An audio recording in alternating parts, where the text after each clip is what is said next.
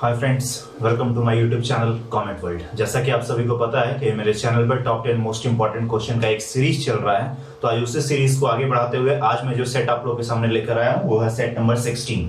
ये set number 16 जो है स्पेशली डेडिकेटेड है ट्रिग्नोमेट्री को, त्रिकोणमिति को, यानी कि वे सारे क्वेश्चंस जो भी कॉन्सेप्चुअल एग्जामिनेशन बेस्ड आते हैं, कंपटीशन एग्जाम, टेक्निकल एग्जाम या फिर किसी कंपनी में के रिक्रूटमेंट एग्जाम में, तो वहां पर जो भी ट्रिग्नोमेट्री के आपसे क्वेश्चन पूछे जाते हैं एप्टीट्यूड सेक्शन में, वो सारे क्वेश्चंस को हम डील करेंगे। साथ ही साथ डील करने का अप्रोच बिल्कुल यूनिक होगा, क्योंकि इसी अप्रोच से आप कंपटीशन एग्जाम में बनाओगे तो ही आप जल्दी बना पाओगे। क्योंकि मेन मुद्दा रहता है कि कितने टाइम में आप बना पा रहे हो, क्योंकि कोई क्वेश्चन ऐसा नहीं है जो क्लास 8, 9, 10 में आपने नहीं पढ़े होंगे, लेकिन फिर भी वो सारे क्वेश्चन पूछे जाते हैं ग्रेजुएट लेवल में, तो उसका थोड़ा सा महत्व आप समझ लो, उसकी थोड़ी सी इंपॉर्टेंस आप जान लो, क्योंकि वो आप जानोगे तभी ये सब अप्रोच सीख पाओगे। साथ ही साथ जैसे ही क्वेश्चन पहला वीडियो पर आएगा, अभी पहला क्वेश्चन, वैसे ही आप वीडियो को पॉज करना और बनाने की खुद से कोशिश करना और कमेंट सेक्शन में बताना कि आपने कितनी देर में बनाया है। साथ ही साथ जो लोग नए हैं पहले प्लीज चैनल को सब्सक्राइब करें, उसके बाद फिर इस वीडियो को देखना शुरू करें। चलते हैं पहले क्वेश्चन की ओर, that is the first question of the day.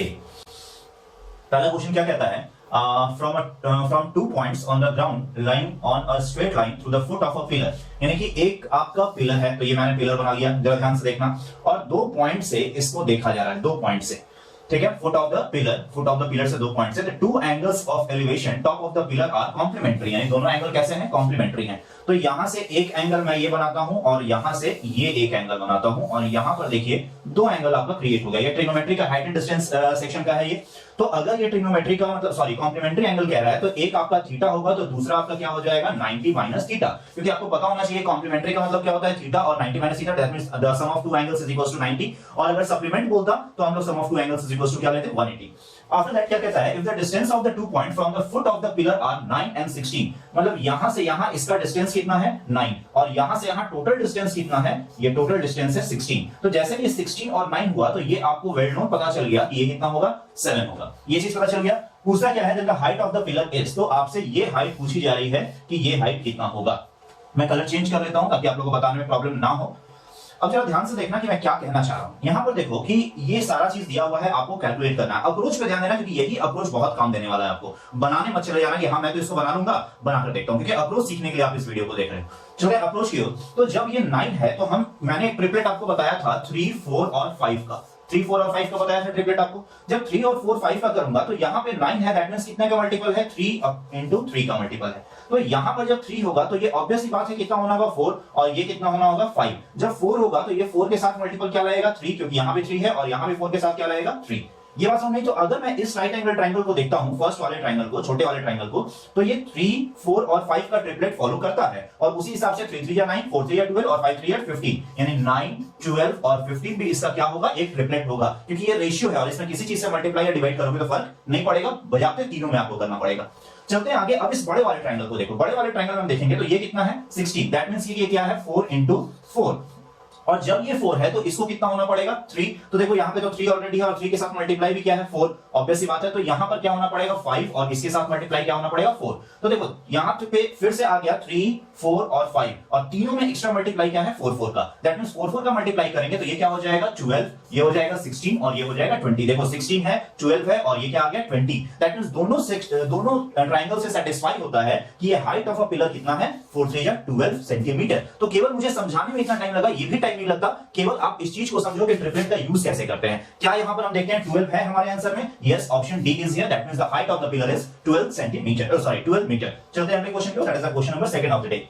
Please आप वीडियो को पॉज करो, इसको खुद से बनाने की कोशिश करो, और बन जाए तो मुझे बताओ कि कितनी देर में बना और क्या आंसर आया। क्वेश्चन का नंबर देख करके आप मुझे आंसर बता सकते हो। ये क्वेश्चन नंबर 2 है। चलते हैं आगे। यहां क्या कहता है? cosec माइनस cot और sec प्लस tan की वैल्यू क्या होगी? ये सब वर्बल क्वेश्चन है। प्लीज आप ये सब क्वेश्चन को अपने कॉपी में एक जगह लिख लो, क्योंकि एग्जामिनेशन देने जाने से पहले जस्ट आप इसको देख कर जाओगे तो आपका काफी ज्यादा कॉन्सेप्ट क्लियर हो जाएगा। जैसे ही ये चीज कह रहा है तो यहां पर एक चीज ध्यान दो कि ये जो cosec है और ये जो आपका sec है, ये दोनों एक दूसरे का कॉम्प्लीमेंट्री है। दैट मींस कि cosec minus theta is equal to क्या होता है? sec theta. उसी तरह से cot थीटा और tan थीटा भी दोनों एक दूसरे का क्या है? कॉम्प्लीमेंट्री है। और जब भी कॉम्प्लीमेंट्री ऐसा दिया रहे, यानी दोनों फर्स्ट में ऊपर में, मैं इसको दिखा देता हूं। यहां पे क्या लिखा हुआ है? cosec a minus cot a, upon में क्या लिखा हुआ है? sec a plus 10a। जब भी देखो कि ये दोनों आपका एक दूसरे का कॉम्प्लीमेंट्री है और ये दोनों एक दूसरे का कॉम्प्लीमेंट्री है, तो जस्ट इसका साइन चेंज हो जाता है। दैट मींस कि sec -10 हो जाएगा, ये ऊपर जाएगा तो, क्योंकि हम लोग रैशनलाइज करते हैं, याद होना चाहिए। और sec square theta minus tan square theta is equal to क्या आ जाएगा 1। उसी तरह से cosec square theta minus cot square theta भी क्या हो जाएगा 1। तो ये वाला चीज जस्ट डिनोमिनेटर में आ जाएगा रैशनलाइजेशन से। तो देखो cosec के माइनस प्लस कॉट है और ये sec प्लस 10 है, तो ये ऊपर जाएगा तो क्या हो जाएगा नेगेटिव, यानी sec के माइनस 10 है। तो ये चीज है, यानी कि ऑप्शन सी इसका होगा। तो ये केवल वर्बल था, आपको समझना था, क्योंकि हमको तीन आइडेंटिटी पता है। वो क्या पता है, sin square theta plus cos square theta is equal to 1 और 1 plus tan square theta is equal to sec square theta और 1 plus cot square theta is equal to cosec square theta. तो ये तीनों चीज को आपको पता होना चाहिए। इसी तीनों के यूज से मैं इसको बना देता हूं। चलते हैं अगले क्वेश्चन की ओर, that is the question number 3। और प्लीज ना समझ में आए तो मुझे बताना कमेंट करके, कहां नहीं समझ में आया, क्या आया है, प्लीज कमेंट किया करो। और वीडियो अच्छा लगे तो उसको लाइक करो। चलते हैं अगले क्वेश्चन की ओर। यहां क्या कहता है, cos 2a plus cos a plus 1। तो देखो cos 2a का एक फार्मूला होता है 2 cos स्क्वायर a माइनस 1, फिर क्या है प्लस cos a और प्लस 1। ऊपर वाले को देखो, यहां पे 2a और a था, मैंने सबको a में ले आया। यहां भी a है, यहां भी a है। नीचे क्या है sin 2a, और sin 2a का फार्मूला होता है 2 sin a into cos a और प्लस वहां क्या है sin a। ये चीज को बड़ा ध्यान दो कि ये मैंने फार्मूला ब्रेक किया है कि इसको cos 2a का ये फार्मूला होता है और sin 2a का ये फार्मूला था। प्लीज अपने कॉपी में नोट डाउन करो कि ये फार्मूलाज आपको हमेशा के लिए याद है। फ्रंट पेज में ही ये फार्मूला लिख लेना है। चलते हैं आगे। अब यहां पे देखो कि ये -1 और +1 कैंसिल हो जाएगा, और यहां से अगर मैं cos को कॉमन लेता हूं, cos a, तो क्या बचेगा 2 cos cos कॉमन लेता हूं तो 2 cos a + 1 बचेगा, यानी 2 cos a + 1 बचेगा। और नीचे में 2 sin a को मैं कॉमन लेता हूं, सॉरी केवल sin a को लेता हूं, 2 रहने देता हूं, तो यहां पे क्या बचेगा 2 cos a + 1। अब देखो कि ये 2 cos a + 1, 2 cos a + 1, cos upon में sin, और cos अपॉन में sin क्या होता है cot। Is there is option, yes, option D is here. तो ये अप्रोच को ध्यान दो। केवल आपको ये दो फार्मूला वो एग्जामिनर चेक करना चाह रहा था कि क्या आपको ये दोनों फार्मूला पता है या फिर नहीं। चलते हैं अगले क्वेश्चन की ओर, that is the question number 4 of the day. Fourth क्या कहता है वो जरा देख लेते हैं।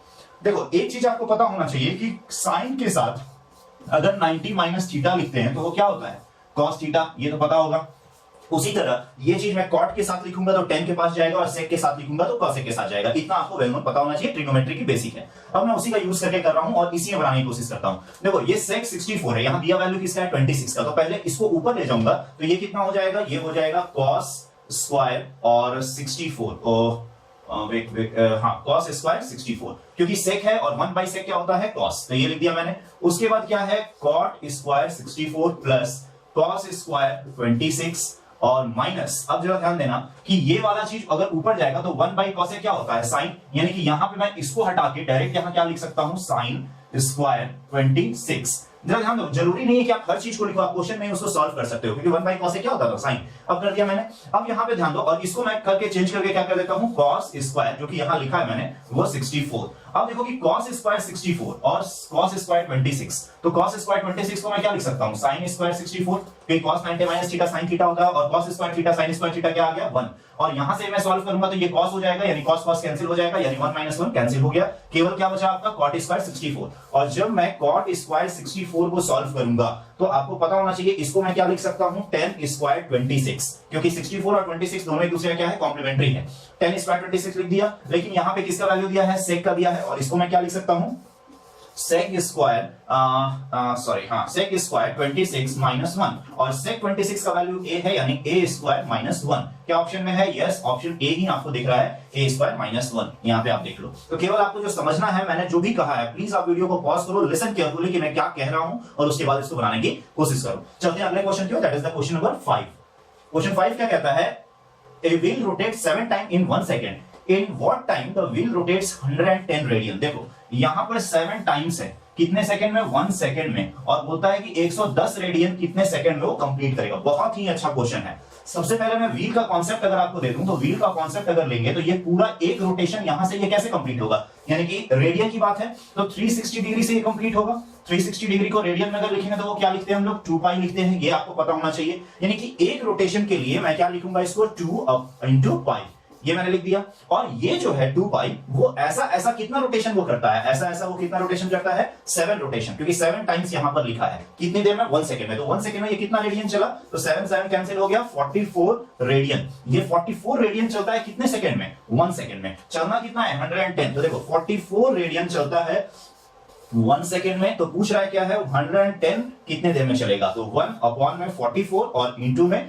110। ये यूनिटरी मेथड काफी फेमस है और ये क्या आ जाएगा सेकंड। अब इसको सॉल्व कर लेते हैं, तो 11 से ये 4 टाइम्स में चला जाएगा, यानी कि यहां बचा कितना 10 अपॉन में 4, दैट मींस 5 अपॉन में 2, और इसको सॉल्व करेंगे यानी 2.5, यानी कि ऑप्शन सी। तो ये चीज को जरा ध्यान देना कि मैंने क्या बताया और क्या नहीं, और ना समझ गया प्लीज कमेंट करना और अच्छा लगे तो लाइक करना। चलते हैं अगले क्वेश्चन पे, that is the question number 6। ये क्वेश्चन नंबर 6 क्या कहता है, ये तो वर्बल ये सारा क्वेश्चन है, आप इसको बना सकते हैं। बस एक चीज पता होना चाहिए कि अगर sec theta plus tan theta 5 दे रखा है, तो यहीं से जैसे मान लो कि sec theta plus tan theta कितना दिया है 5, तो आपको ये पता होना चाहिए कि sec theta minus tan theta हम डायरेक्ट क्या लिख सकते हैं 1/5। ये कंपटीशन का एबीसीडी है, इतना आपको पता होना चाहिए, क्योंकि यही चीज एग्जामिनर आपसे उम्मीद करता है, क्योंकि आप 8, 9, 10 में ये सारी चीजें नहीं जानते हैं, इसी कारण से सिलेबस वही है बट अप्रोच बिल्कुल नया रहता है।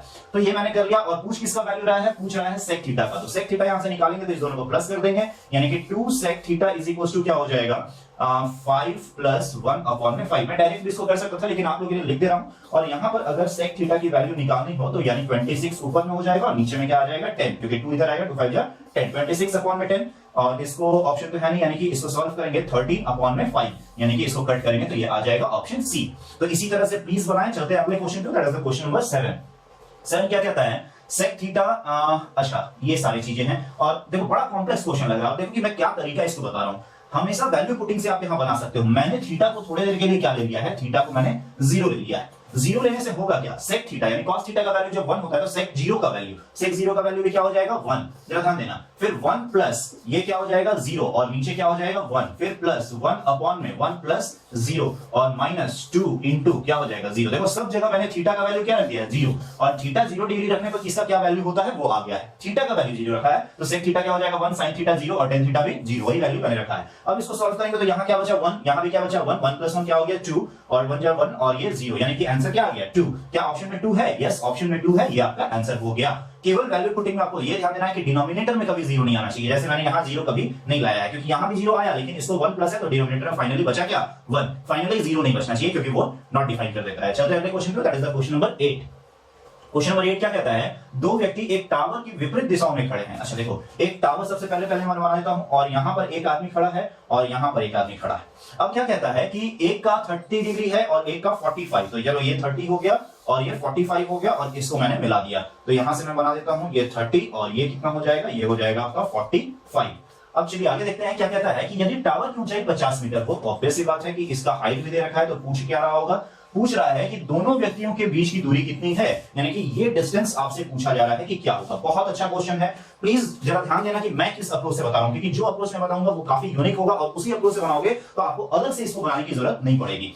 अब जरा ध्यान दो, मैं कलर चेंज करके आपको बताता हूं कि क्या कर रहा हूं मैं। अब जरा ध्यान दो कि tan 30 का वैल्यू होता क्या है 1 अपॉन में √3, क्योंकि p by v होता है, और tan 30 p by v is equal to क्या होता है 1 अपॉन में √3, और tan 45 क्या होता है 1:1। तो देखो तो 1 दोनों में क्लास कर गया, चलो अच्छा है। दोनों डिस्टेंस के बीच मतलब दोनों व्यक्ति, यानी कि मान लो एक व्यक्ति a नाम का है और दूसरा b नाम का, तो दोनों के बीच का डिस्टेंस हमारे हिसाब से कितना है 1 प्लस √3 है, हमारे हिसाब से ये डिस्टेंस है। अब जरा ध्यान दो कि 1 की वैल्यू यहां पर हमारे हिसाब से कितनी आ रही है, 1 की वैल्यू 50, तो 1 की वैल्यू अगर कितनी है 50, तो 1 प्लस √3 की वैल्यू कितनी होगी, इतना इंटू 50।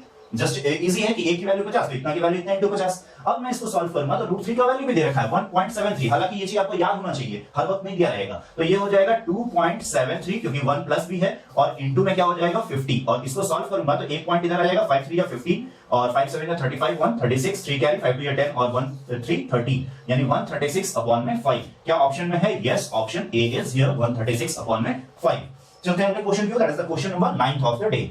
9 क्या कहता है, जमीन पर एक बिंदु से एक विमान की ऊंचाई का कोण। अच्छा देखो, यहां से हम एक एरोप्लेन को देख रहे हैं, और ये एरोप्लेन यहां पर है, तो ये किसी ना किसी हाइट से उड़ रहा होगा, और इसका कितना दिया है 60 डिग्री, यहां से हम देखते हैं तो कितना है 60 डिग्री है, और कुछ देर बाद, कुछ देर नहीं कितने सेकंड बाद दिया हुआ है 15 सेकंड के बाद ये विमान मान लो यहां पहुंच गया, और अब ये यहां आया, तो यहां से अब जो व्यक्ति देख रहा था, अब उसका जो होगा वो एंगल कितना कह रहा है, तो वो एंगल 30 डिग्री, यानी कि ये एंगल कितना हो जाएगा 30 डिग्री। और बोलता क्या है कि यदि विमान, यानी कि इसकी ऊंचाई कितनी दी हुई है 1500√3, यानी कि इतने हाइट से ये अगर उड़ रहा है। अब ये हाइट में चेंज करेंगे सर, एरोप्लेन तो ऐसे आता है, यहाँ पे हाइट एंड डिस्टेंस में हमेशा हाइट सेम रखना, ठीक है, तो उड़ रही हो तो विमान की गति कैसे, क्योंकि बहुत लोग यहाँ पे अपना दिमाग लगाएंगे सर एरोप्लेन तो ऐसे जाता है, अब वो कैसे करेंगे। तो खैर वो छोड़ो, वो आप हमेशा मान जाओ कि अगर मैथ्स बनाना है तो ऐसे ही बनाना होगा आपको, वहां पे ये चीज प्रोजेक्शन नहीं निकालना है, वो आगे निकालोगे जब इंजीनियरिंग के मैथ्स को सॉल्व करोगे तब। अभी फिलहाल यहाँ देखो, यहाँ क्या कहता है विमान की गति ज्ञात करें, यानी स्पीड, यहाँ से यहाँ जाने में उसको टाइम कितना लगा है, 15 सेकेंड का टाइम लगा है,